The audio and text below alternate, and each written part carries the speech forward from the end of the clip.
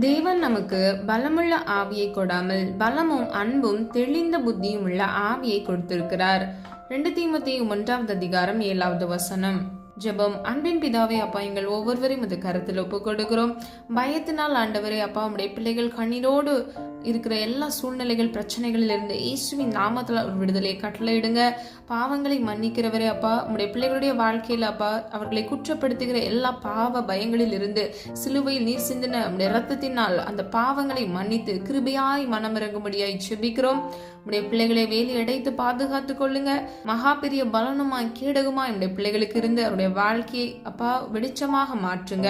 அவர்களுக்குள் இருக்கிற எல்லா பயங்களில் இருந்து ஒரு விடுதலையை இயேசுவின் நாமத்தினால் கட்டளையிடுங்க. ஒவ்வொரு பிள்ளைகளையும் கரம் பிடித்து வழிநடத்துங்க. ஒவ்வொரு பிள்ளைகளையும் தெய்வீக சமாதானத்தினால் அவர்கள் இருதயங்களை நிரப்பி அவர்களை ஆசிர்வதிங்க. இயேசுவின் மூலம் ஜெபிக்கிறோம் பிதாவே, ஆமீன். God bless you.